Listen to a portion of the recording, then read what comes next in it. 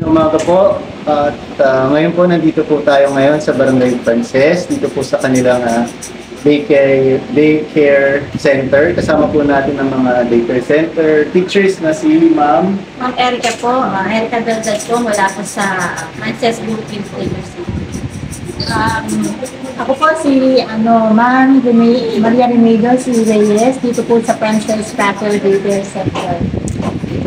at ngayon po nagsasagawa po tayo ng medical mission po para po sa mga estudyante po ng daycare center at kasama din po natin bilang katuwang po sa pagtulong ng medical mission ang aking ina na si Dr. Leticia Candelaria po. Isa po siyang pediatrician at siya po ay tumitingin po sa mga bata pong estudyante po ng mga ng daycare center po ng Barangay Frances. At katuwang din po si Dr. Vice Mayor Zar Candelaria at ganoon na rin po ang bumubuo po ng sanggol ng barangay. Siyempre po sa pangunguna po ni Kapitan Pap Centeno, Pap Michael Centeno at ang kanyang mga kagawad po.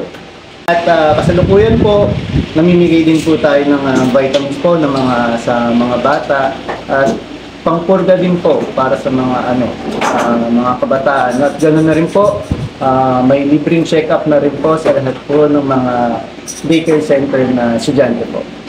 Hawak ko po ay ang Barangay Frances Bukid po. Ako po ay may 31 po na estudyante. Sa ngayon po, wala pa po dahil isa pa lang naman po natin ng klase. Okay naman po yung mga estudyante po. Mga nakakaraan po, ayun po yung madalas pong magkaroon ng support at upok po ang mga bata. Sa rin po siguro ng panahon. Ako naman po ang dito sa Frances Cracker, ang habang ko pong bata ngayon ay 36. Sa ngayon po, dahil isa pa lang po namin, first day nga po namin sana yung araw na to, napapasalamat po kami dahil yung umpisa namin kumbaga blessing agad yung dumating sa amin na dumating po sila Sir Carlo, si Dr. Candelaria para check up yung mga bata. Sa ngayon po, nagiging problema lang po namin yung high tide.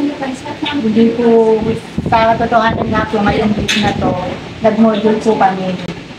Siguro po by next week, baka po face-to-face na kami talaga. Yung po mga nakaharaan na nagiging problema po namin, sipon po dahil nga po siguro sa sobrang init na ng araw ng panahon. Ginagawa ko po noon, pinagahan ko lang yung pasok. Para po sa itong session, maaga rin po silang makauwi. Dahil uwi po sila actually ng 11:30. Sobrang na po yung ang araw noon. Kaya kung nakakauwi po sila ng 11, kapag sila ng pasok na session. Ganun po.